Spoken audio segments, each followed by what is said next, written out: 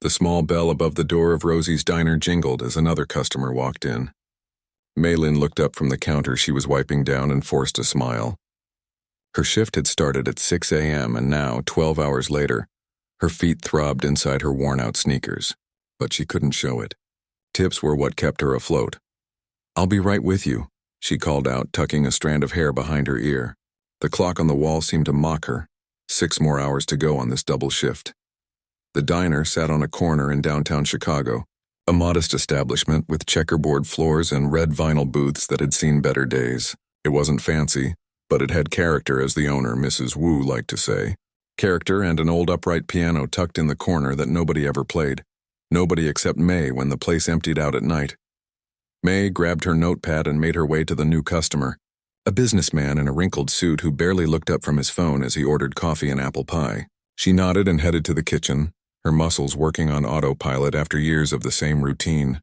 "Order up," called Hank, the cook, sliding a plate of eggs and bacon across the counter. His face was flushed from the heat of the grill, but he still managed to wink at May. "How's my favorite waitress holding up?" "Oh, you know," she shrugged, balancing 3 plates on her arm with practiced ease. One foot in front of the other. What she didn't say was how her fingers had been itching all day, how melodies swirled in her head even as she poured coffee and calculated tips. Music was her secret language, one she'd been fluent in since childhood. The lunch rush kept her busy enough to push those thoughts aside. She moved between tables with grace, remembering who wanted extra ketchup and who needed a refill without being asked. The regulars liked that about her, how she seemed to anticipate their needs before they voiced them.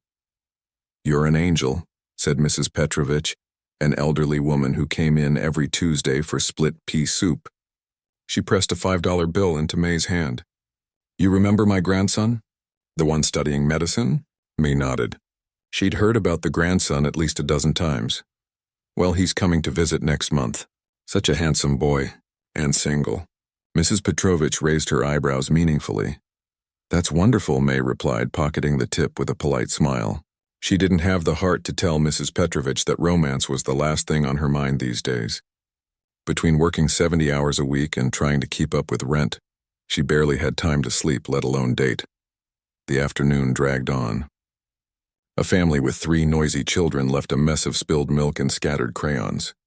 A teenager nursed a single cup of coffee for 2 hours, occupying a prime booth. A couple argued in hushed, tense voices, leaving without touching their food. Through it all, May maintained her composure, though her smile grew more strained as the hours passed. At 8 p.m., the evening rush finally began to thin. May's replacement, a college student named Zoe, arrived late as usual, full of breathless apologies about a study group that ran long.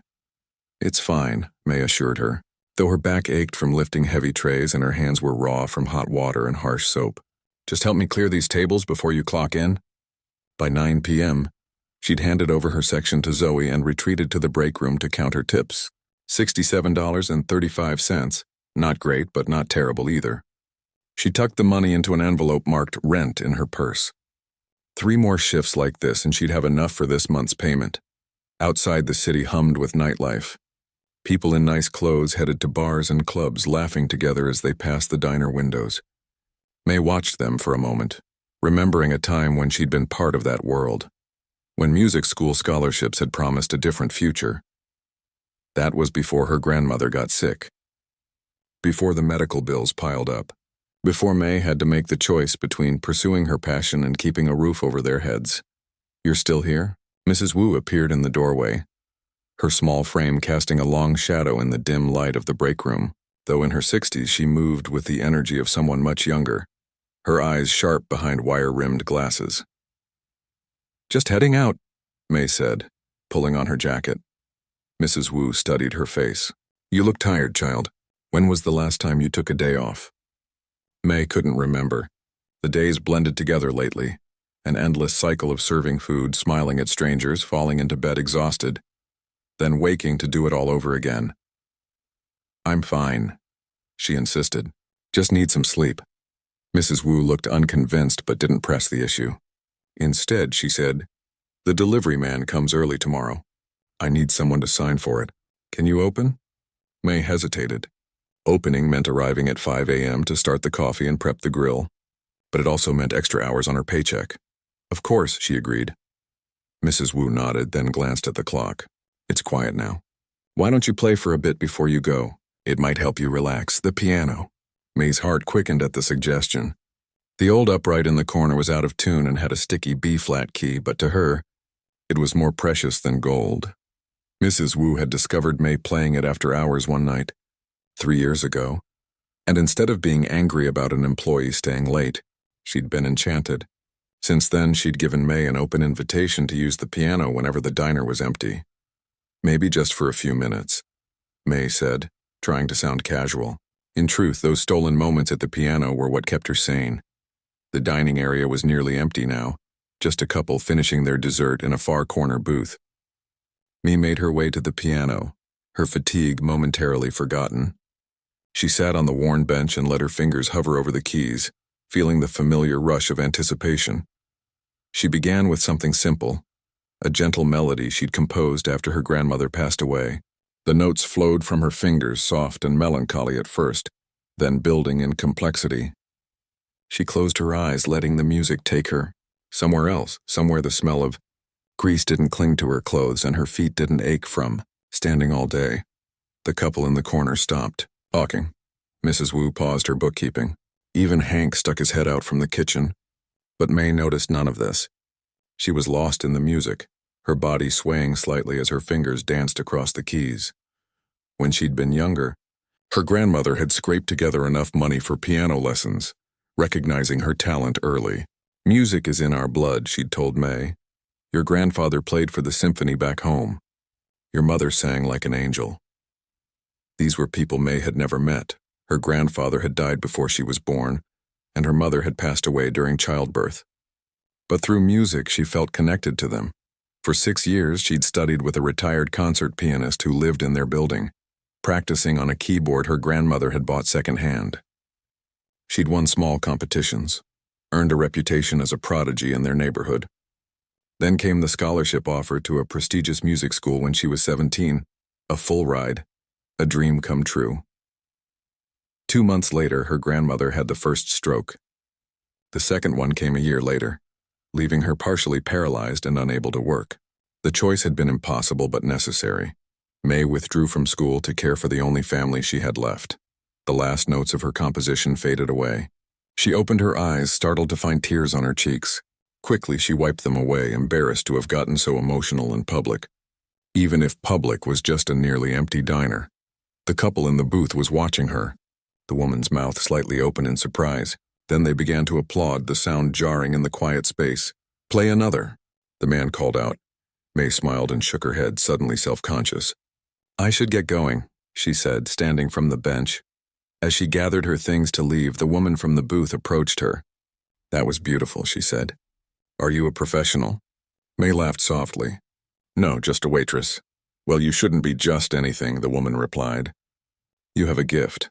The compliment warmed her, but May had heard similar words before. Gifts didn't pay bills.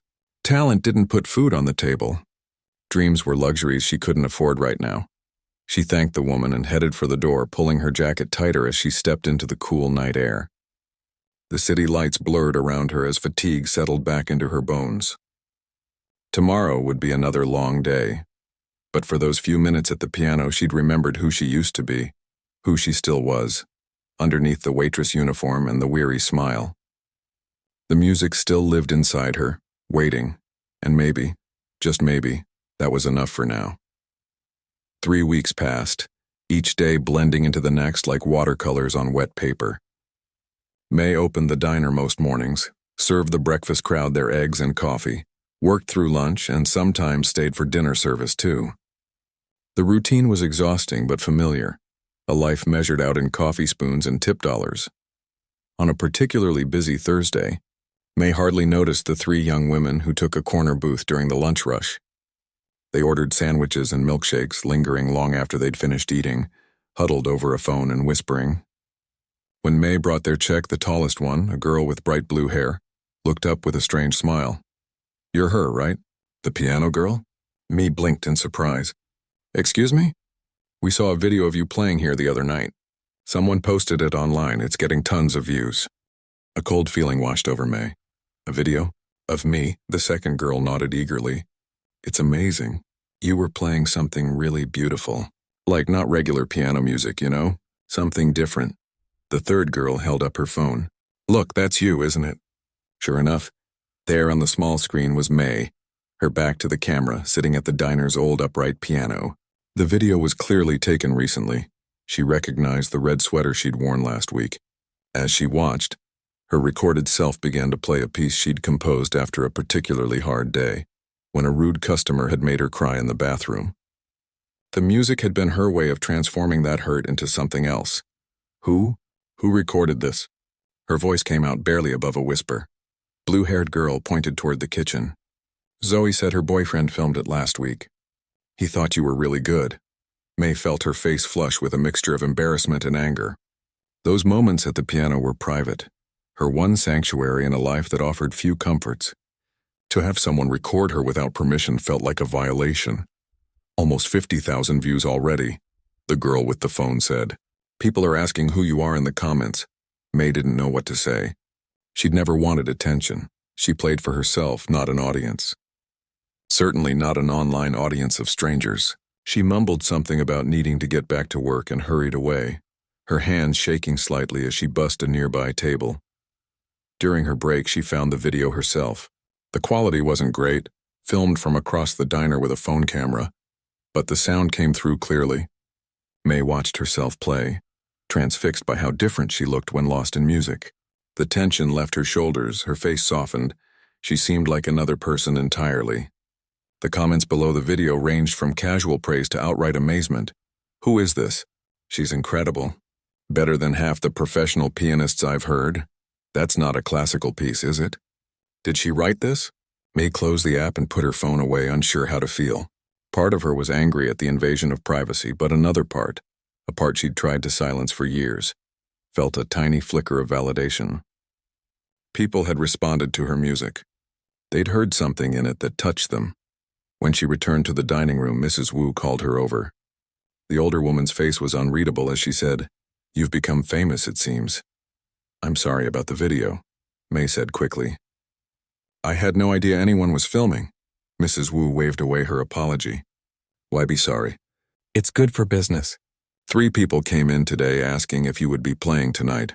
What did you tell them?" I said perhaps. "If my best waitress isn't too tired?" Mrs. Wu's eyes twinkled. "The dinner shift is covered if you want to go home and rest before playing tonight. I can put a small sign in the window. Nothing big, just live piano at 8. May felt panic rise in her throat. "I can't perform for people, Mrs. Wu. I play for myself. And what is the difference? You play, people listen. They were listening before, but now more will come." She patted May's arm. "Think about it. Go home, sleep a little. Come back if you want. No pressure." But there was pressure. The weight of expectation, the fear of disappointing others, the terror of being truly seen. May had spent years making herself invisible, blending into the background of other people's lives as she served their food and cleared their plates. The thought of stepping into the spotlight made her stomach churn. She walked home in a daze, the autumn wind cutting through her thin jacket.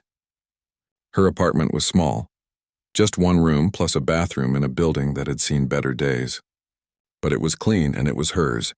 On the wall hung the only decoration she'd bothered with, a framed photograph of her grandmother smiling in front of the keyboard they'd saved up to buy. "What would you tell me to do, Nai?" May whispered to the photograph. She could almost hear her grandmother's voice, practical yet encouraging. "Talent hidden is talent wasted. Music is meant to be shared." May sighed and lay down on her bed, not bothering to take off her shoes. She was asleep within minutes, exhaustion claiming her. When she woke, the room was dark. Her phone showed 7:15 p.m. If she hurried, she could make it back to the diner by 8. But should she? The question followed her into the shower, clung to her as she changed clothes, whispered in her ear as she walked to the bus stop. The diner looked different at night. Through the windows, May could see it was busier than usual for a Thursday. Her stomach tightened when she spotted the small chalkboard sign by the entrance. "Live piano tonight, 8 p.m. Mrs. Wu met her at the door with a smile that crinkled the corners of her eyes. "You came, good. I saved you some dinner in the back. I don't know if I can eat right now, May admitted. Nonsense.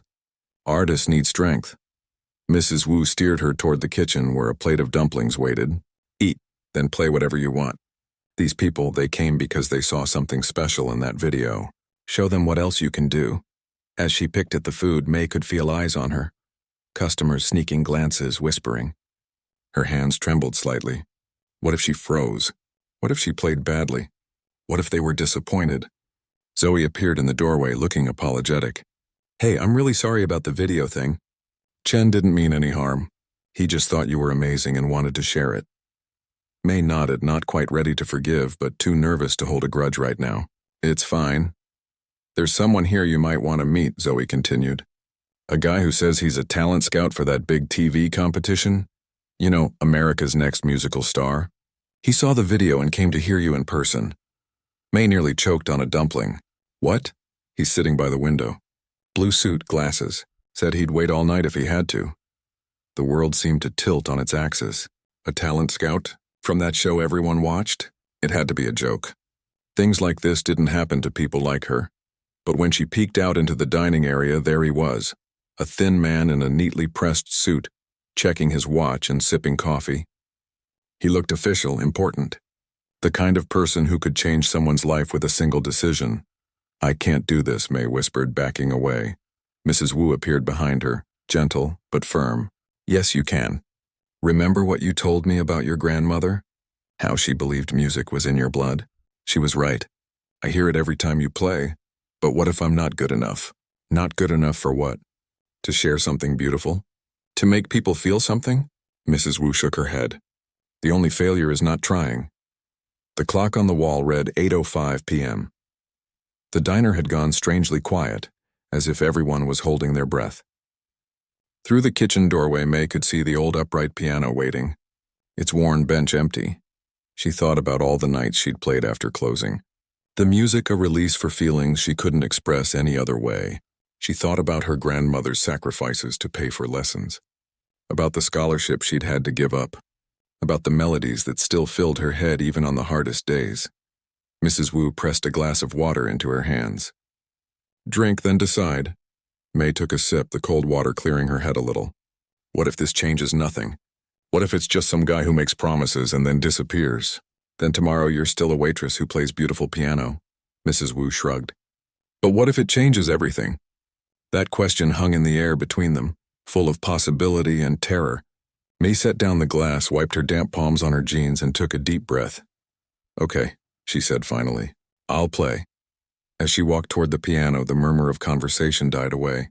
She felt every eye in the place watching her, including the man in the blue suit who sat up straighter as she approached the instrument.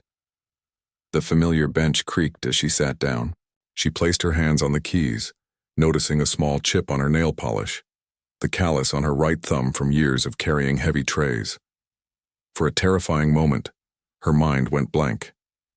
Then she closed her eyes, shutting out the watching faces, the expectations, the fear. She thought of her grandmother, of the music that had sustained her through the hardest times, of the melodies that were hers alone.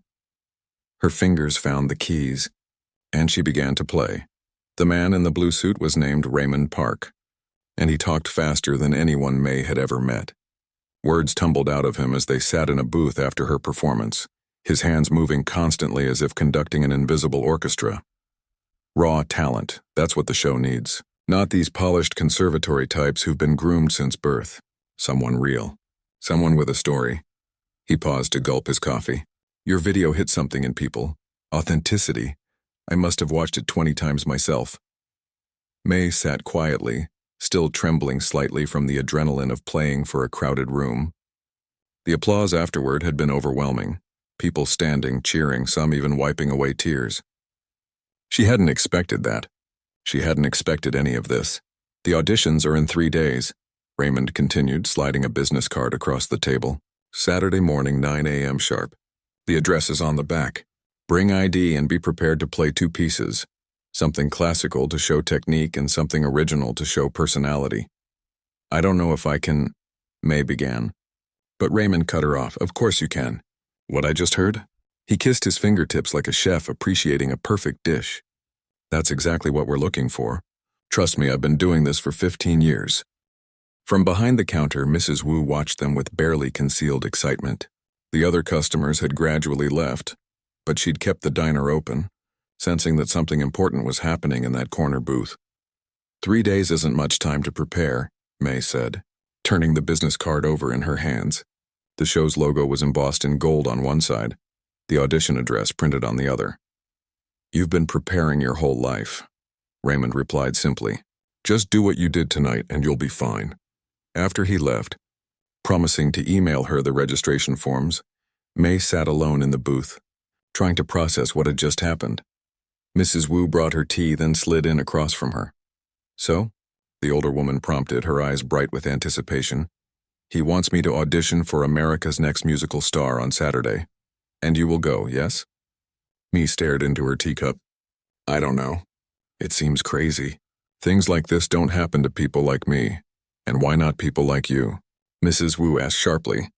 Who deserves a chance more than someone who works hard and has true talent? Outside, the city lights blinked against the darkness. A siren wailed in the distance. Life went on as usual, even as May felt her own world shifting beneath her feet. I don't have anything to wear, she said weakly. I don't have a proper piece prepared. I haven't played in front of judges since I was a teenager. Excuses, Mrs. Wu said, waving her hand dismissively. You are afraid, which is normal. But fear is a bad reason not to try. Deep down, May knew she was right. The real reason for her hesitation went beyond practical concerns. For years, she'd pushed her dreams aside, telling herself that music was a luxury she couldn't afford. Opening that door again meant facing the possibility of another disappointment, another loss. What about the diner? She asked. My shifts? Zoe can cover for you. And Hank's nephew needs work, he can help too. Mrs. Wu reached across the table to pat May's hand. For 3 days you practice. I will even close the diner early tomorrow so you can use the piano all night if you want. Tears pricked at May's eyes. Why are you doing this for me? Mrs. Wu's expression softened. When my husband and I came to this country, we had many dreams. Some came true, some did not. But the worst feeling is wondering what if. I don't want that for you. That night, May barely slept.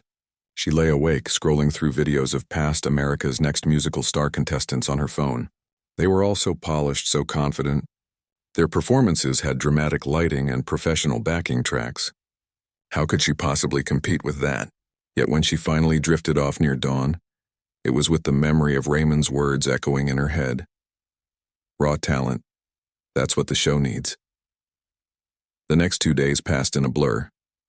True to her word, Mrs. Wu closed the diner early both evenings, and May practiced until her fingers ached. She chose Chopin's Nocturne in E-flat major for her classical piece.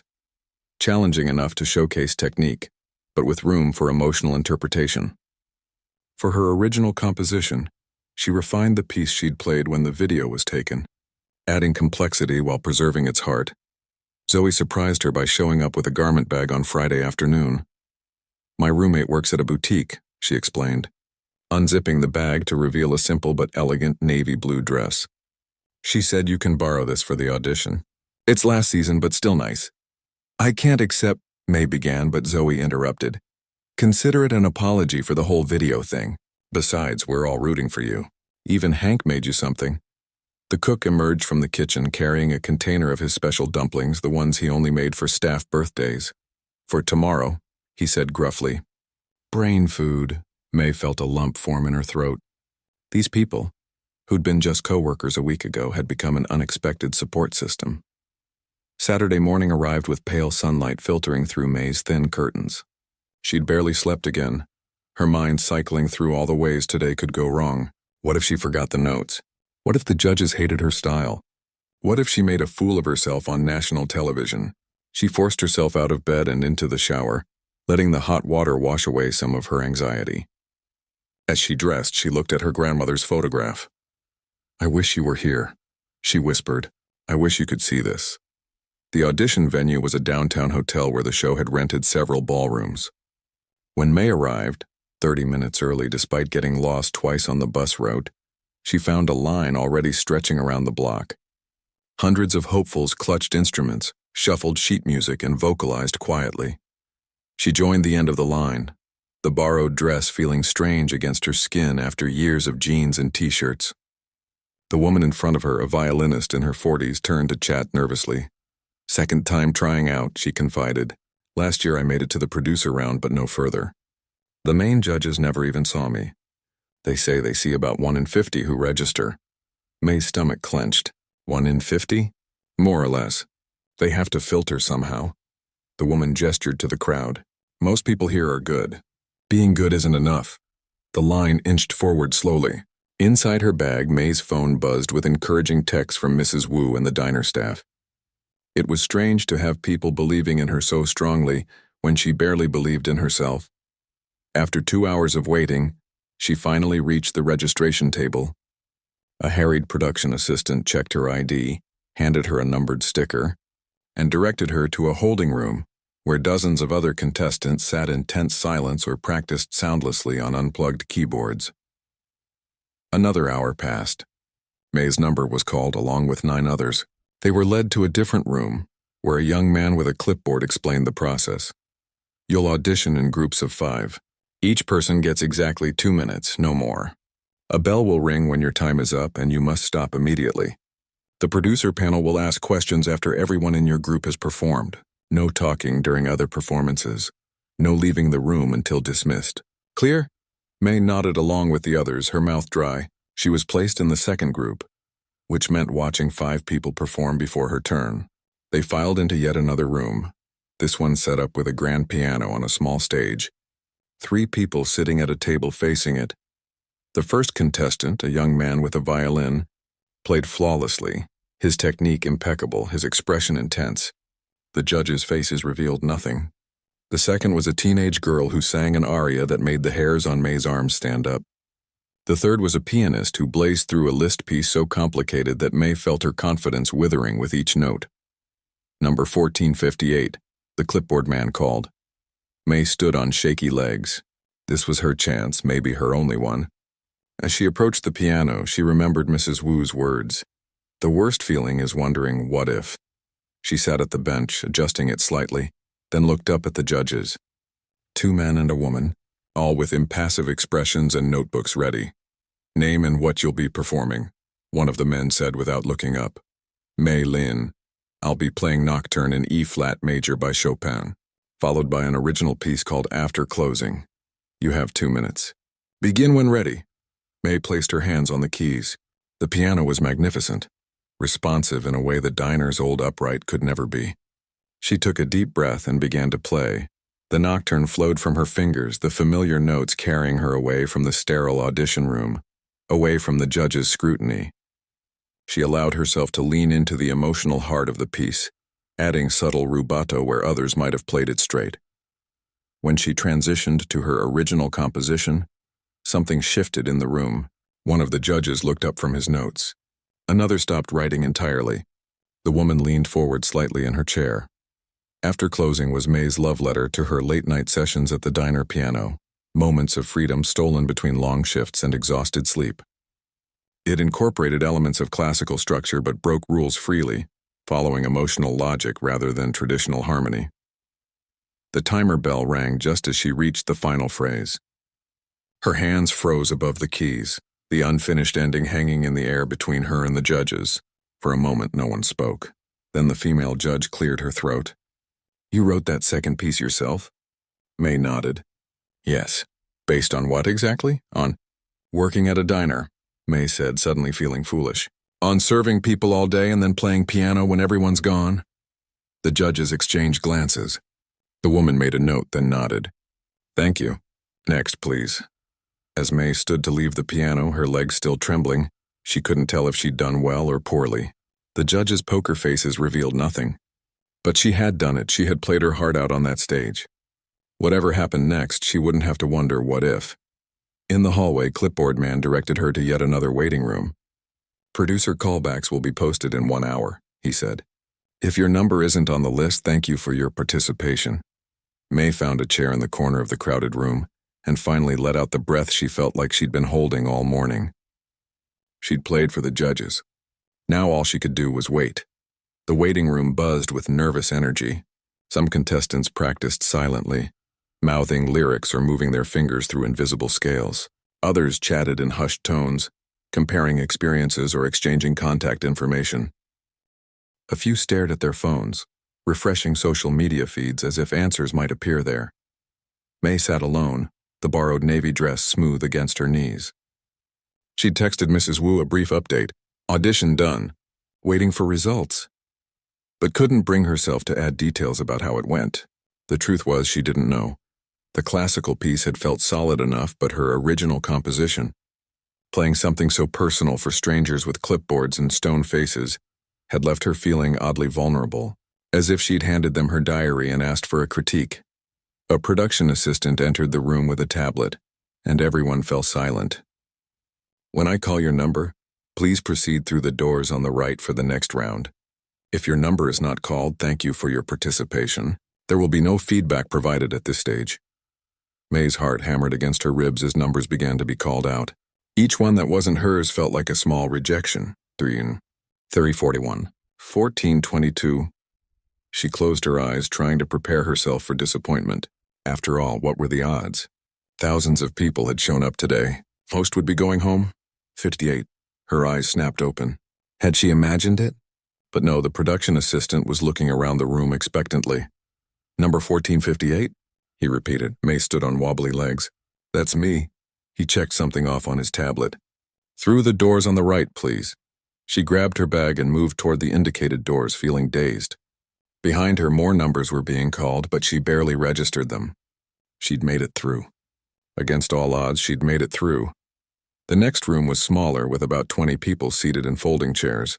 Raymond Park stood at the front, looking pleased as May entered. Excellent, he said when everyone was assembled. Congratulations on making it past the producer round. Less than 10% of today's contestants have reached this point. A murmur went through the group, a mixture of pride and renewed anxiety. Now comes the real test, Raymond continued. You'll be auditioning for our celebrity judges. This is the panel you've seen on TV, the ones whose approval can change your life overnight. He went on to explain the process. Each contestant would get 3 minutes instead of 2. The judges might ask questions or request a different piece. The performances would be filmed for potential broadcast.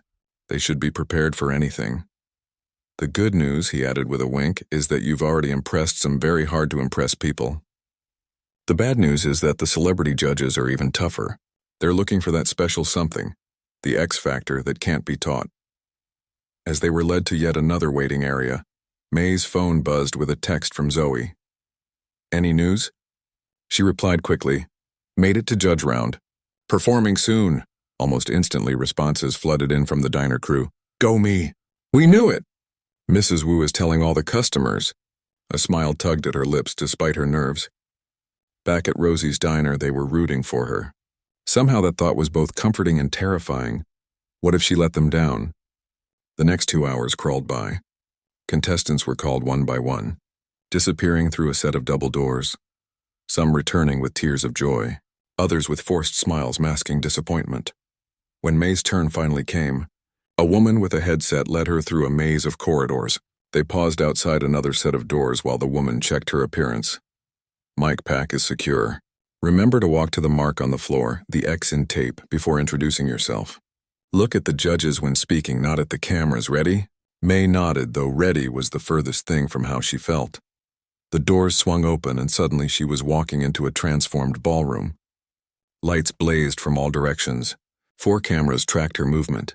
And there, behind a long table decorated with the show's logo, sat 3 people whose faces she'd seen countless times on television and billboards.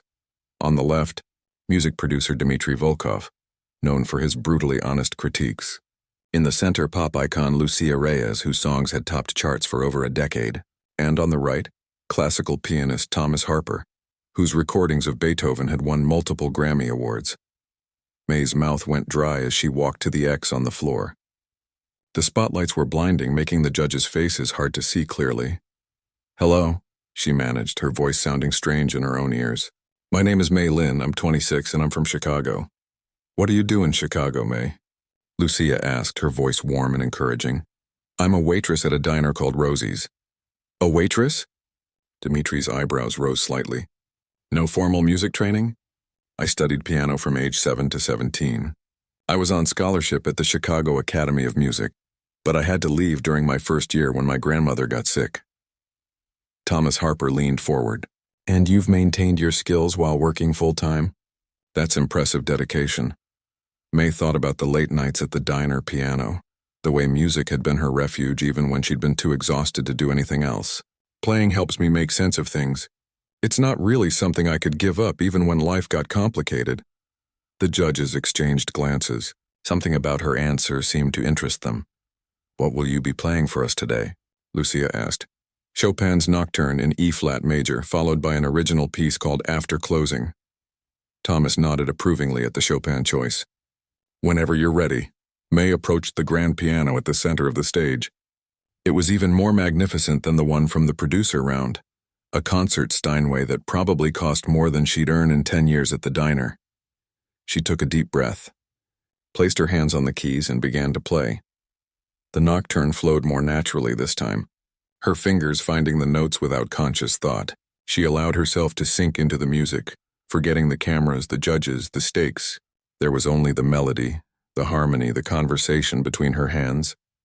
When she finished the classical piece, she paused briefly. Now came the moment of truth, her own composition, the piece that had divided the producer panel earlier.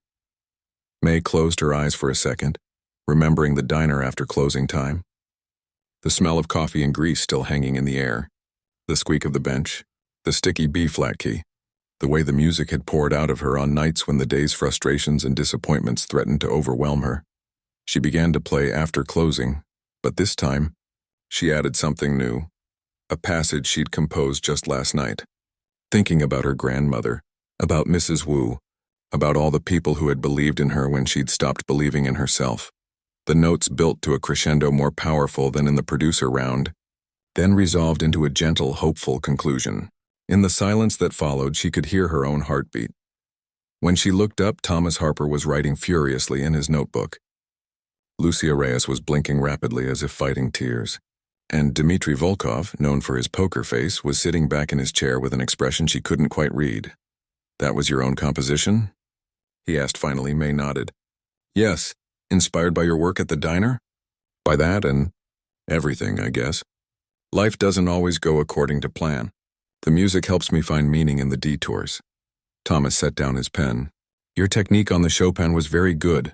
Not perfect, but sensitive and musical. But your original piece, when he glanced at his fellow judges, that was extraordinary. You have a distinctive voice as a composer. That's rare. Lucia nodded in agreement. I felt every note of that. The story it told, from frustration to acceptance to something like triumph, it was beautiful. And so honest, May's breath caught in her throat.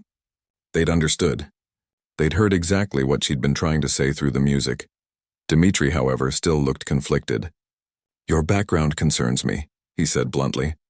This competition is intense. We've seen talented people crumble under the pressure. You have no professional experience, no industry connections, no formal training beyond high school. Why should we believe you're ready for this stage? The question hung in the air, demanding an answer. May felt her initial elation fade. He was right, she was out of her depth here. Everyone else probably had degrees from prestigious conservatories, years of performance experience, professional grade recordings. But then she thought about the diner, about carrying heavy trays for 12-hour shifts, about smiling through exhaustion, about finding the strength to play music after everyone else had gone home. With respect, she said, surprised by the steadiness in her voice, I think I've proven I can handle pressure. For the past 8 years, I've worked 60-hour weeks while taking care of my grandmother through her illness.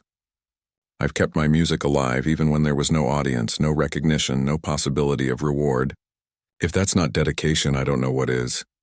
She paused, then added more softly, I may not have the right resume, but I have the right heart for this, and I'm willing to work harder than anyone else to deserve a chance. The three judges looked at each other, having one of those silent conversations that only happens between people who've worked together for years. Finally, Dmitry nodded almost imperceptibly. Lucia smiled warmly. Thank you, May. We'll call you back shortly with our decision. As May left the stage, legs trembling with adrenaline, she had no idea if she'd just sealed her fate for better or worse. But for the first time in years, she felt fully alive, as if all the parts of herself were finally in harmony. Back in the waiting room, she checked her phone to find dozens of messages from the diner crew. Mrs. Wu had sent a photo of the chalkboard sign outside Rosie's, which now read, "Home of piano star Mei Lin, watch her rise." Despite everything hanging in the balance, Mei couldn't help but smile. Whatever happened next, she'd already won something precious. She'd found her voice again, and people had heard it. The call came exactly 47 minutes later. Mei and 4 other contestants were led back to the stage, where the bright lights seemed even more intense than before. They stood in a line, shoulders nearly touching, as the judges regarded them with unreadable expressions. Lucia Reyes spoke first. "We've seen hundreds of talented musicians today. Making these decisions is never easy." Thomas Harper nodded. "Each of you has something special to offer. In a perfect world, we could advance everyone with your level of skill. But this is a competition." Dmitry Volkov cut in, his accent thickening as it always did when he delivered tough news. "And in competition, choices must be made." May's heart pounded so loudly she wondered if the microphones could pick it up. The contestant beside her, a cellist with trembling hands, was breathing in short, sharp bursts. They were all feeling it, this terrible moment of suspension before the drop. "2 of you will be moving forward to the televised rounds," Lucia continued. "The other 3, while extremely talented, will end their journey with us today." A camera swooped in close, capturing their reactions. May tried to keep her face neutral, but it was hard when so much seemed to be riding on the next few words. Thomas looked down at a card in his hands. "The first contestant advancing to the televised rounds is..." The pause stretched for what felt like hours. "Jin Park, cello." The young man next to May gasped, his hands flying to his mouth. She felt a rush of genuine happiness for him, even as her own anxiety doubled. Only 1 spot left. "And the second contestant advancing is..." Another agonizing pause. May closed her eyes. Mei Lin piano, the world seemed to tilt. Had she heard correctly? She opened her eyes to see all 3 judges looking directly at her. Lucia with a warm smile, Thomas with an approving nod, and even Dmitry with what might have been the ghost of a grin. "Congratulations to our advancing contestants," Thomas said. "For those not moving forward, please know that your talent is real and valuable. This is simply one moment in your musical journey, not the end of it." What followed was a blur of activity. Papers to sign, schedules to review, publicity photos to take. Someone explained that filming for the televised rounds would begin in 2 weeks, giving contestants time to prepare new material and work with the show's music directors. "You'll need to take a leave of absence from your job," Raymond told her, as he handed over a thick packet of information. "The competition films intensively for about a month. We provide a stipend to cover basic expenses, but it's not much." When May finally stepped outside the hotel, the sun was setting. She'd been inside for nearly 12 hours, though it felt like both much longer and much shorter than that. The world looked strangely normal. People hurrying past on their way home from work, buses rumbling down the street, a hot dog vendor packing up his cart. How could everything seem so ordinary when her entire life had just changed? She pulled out her phone, which had been on silent during the final rounds. There were 37 messages waiting, most from the diner crew, a few from old friends who'd somehow heard the news, and one from her landlord complaining about a leaky pipe. Reality, intruding already. Rather than trying to answer them all, she called Mrs. Wu. "I made it," she said simply when the older woman answered. The shriek of joy that came through the phone was so loud that May had to hold it away from her ear. In the background, she could hear cheering and clapping. It seemed the entire diner staff was listening in. "When will we see you on TV?" Mrs. Wu demanded. "Not for a while. They start filming in 2 weeks, but the episodes won't air until they have several completed." 2 weeks. So much to do. You need new clothes, new hairstyle. You must practice every day. May couldn't help smiling at Mrs. Wu's enthusiasm. "I'll need to take a leave from the diner." Of course. "Your job will wait. This chance will not." On the bus ride home, May tried to absorb everything that had happened. 24 hours ago, she'd been serving coffee and clearing tables, just another face in the crowd. Now she was headed for national television, for a chance at the kind of career she'd once dreamed of but had forced herself to forget. Her apartment felt smaller than usual when she finally unlocked the door. The single room with its second-hand furniture and water stains on the ceiling seemed to belong to someone else, someone whose life was much simpler than hers had suddenly become. She sank onto the edge of her bed, exhaustion finally catching up with her. As she kicked off her shoes, her gaze fell on the framed photo of her grandmother. "I wish you could see this, Nai," she whispered. "I wish you could know that the sacrifices weren't for nothing." Sleep came quickly that night, deep and dreamless.